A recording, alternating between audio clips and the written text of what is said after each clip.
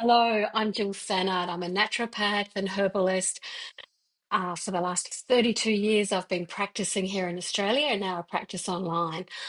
I also mentor naturopaths, herbalists, nutritionists, and small health businesses. This weekend was the bittersweet experience of farewelling a colleague of mine, Linda Bates. And Linda was a one of a kind woman. And she was a committed herbalist.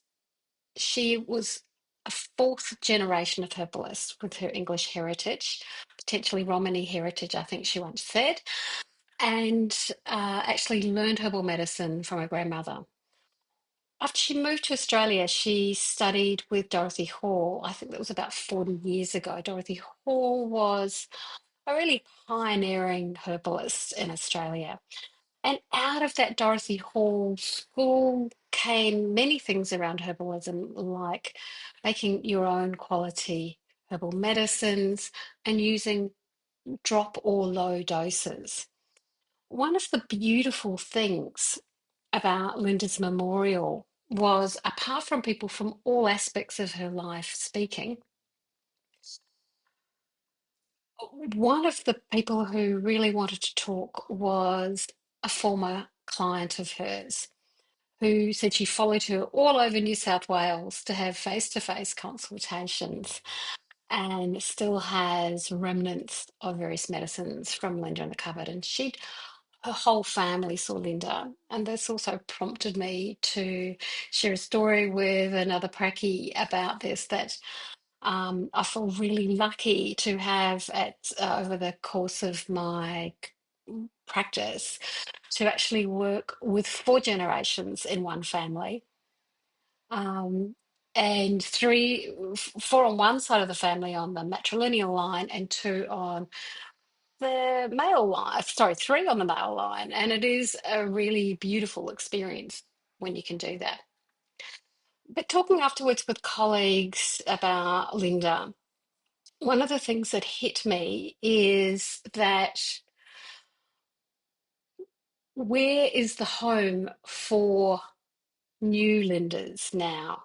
We're talking about practitioners who have graduated, I think, grandparenting for Naturopaths and Herbalists Association of Australia uh, ceased in 2018. So from 2018, you need to study herbal medicine and or naturopathy, and quite often they're combined now.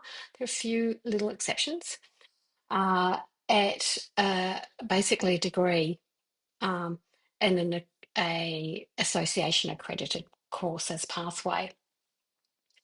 So while there is much about that Dorothy Hall School, which is Dorothy's long gone, but there's much about that school which is really important. It's made me think that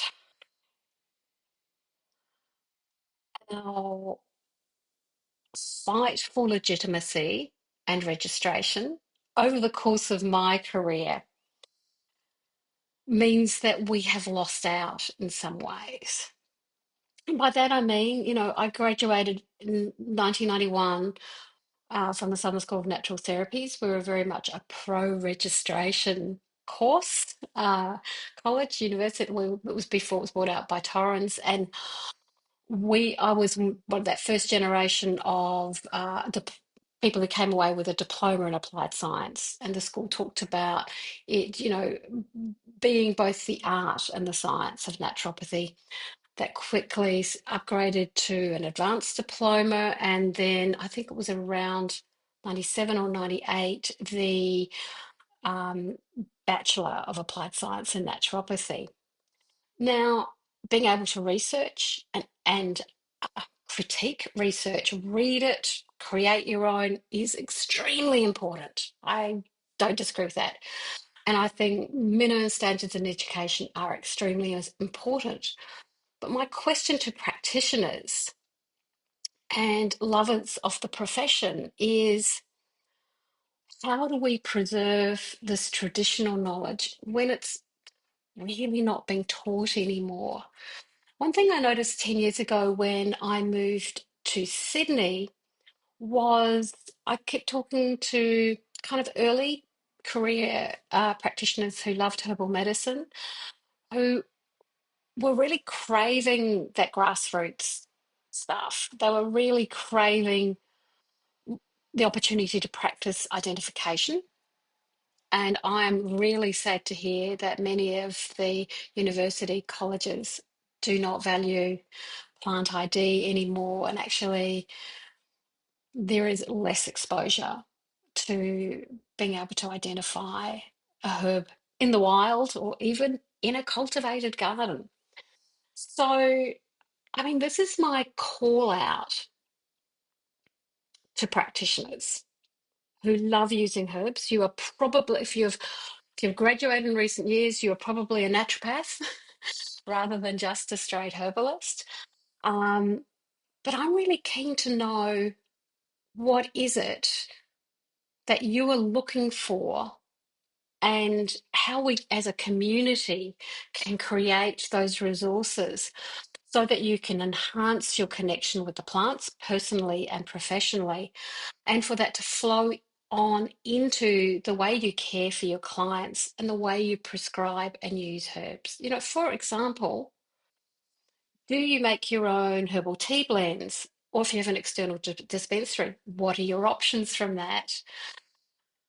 Do you have the confidence to encourage your clients to source good quality, preferably organically grown, um, loose leaf herbal teas, roots, how to make an infusion, when to take it, how long to take it, what the pros and cons are?